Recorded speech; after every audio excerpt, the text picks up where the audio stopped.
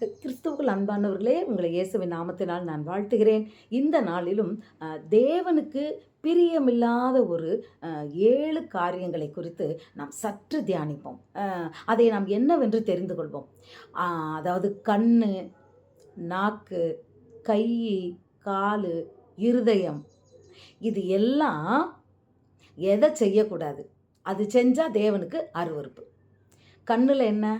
மேட்டிமையுள்ள கண் கர்த்தருக்கு அருவருப்பு. மேட்டிமையாக நம்ம பார்க்கக்கூடாது. அதாவது இப்படி பார்க்கும்போதே நீ எல்லாம் என்ன அப்படின்றது மாதிரி ஒரு பார்வை, மதிக்காத பார்வை, பிறரை துச்சமாக பார்க்குற பார்வை, நான் தான் பெருசுன்னு பார்க்குற பார்வை. கண்ணு பேசக்கூடாது. அந்த கண்ணில் மேட்டிமை இருந்தால் அது கர்த்தருக்கு அருவருப்பு. பொய் நாவு, இது நம்ம பைபிளில் வந்த சத்தியம்தான். பொய் சொல்லக்கூடாது. பொய் நாவு கர்த்தருக்கு அருவருப்பு. பொய் சாட்சி சொல்லக்கூடாது. இதுவும் வேதத்தில் வந்தது தான். பொய் சாட்சி சொல்லக்கூடாது. யாருக்கு எதிராக பொய் சாட்சி சொல்லக்கூடாதான்? குற்றமில்லாதவர்கள், நீதிமான்கள், நன்மை செய்தவங்க, அவங்கள பார்த்து அவங்க மேலே பழி போடுறது படி நீ பொய் சாட்சி சொல்லக்கூடாது. ரெண்டாவது கை, குற்றமில்லாதவர்களின் இரத்தத்தை சிந்தும் கை, அருவாளை கொண்டு போய் வெட்டுறது இல்லை. அதாவது குற்றமே செஞ்சுருக்க மாட்டாங்க, அவங்க ரத்தம் சிந்துனாங்கன்னா அது தேவனுக்கு அருவருப்பு. ஹல்லேலூயா.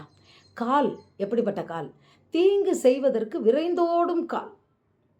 ஒரு இடத்துல ஒன்று நடக்குதுன்னா ஆளுக்கு முதல்ல போய் நின்று இவங்க தான் ஆளாக அந்த இடத்துல அவங்க தீங்கு செய்கிறதுக்கு நிற்பாங்க, அடுத்தவங்களை கஷ்டப்படுத்துறதுக்கு. அடுத்தவங்களுக்கு தீங்கு செய்யும்படியாய், தீமை செய்யும்படியாய் உன் காலு ஓடிச்சுன்னா அது தேவனுக்கு அருவருப்பு. ஹல்லேலூயா. அக்கிரம சிந்தை நம் மனசில் இருந்தா அது தேவனுக்கு பிடிக்காது பிரியமானவர்களே. ஹல்லேலூயா.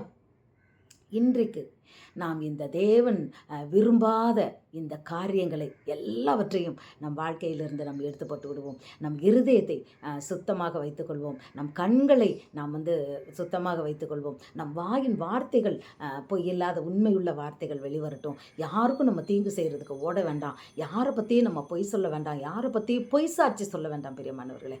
சகோதரர்களுக்குள் சண்டை மூட்டி விடுறது அது தேவனுக்கு அருவருப்பு.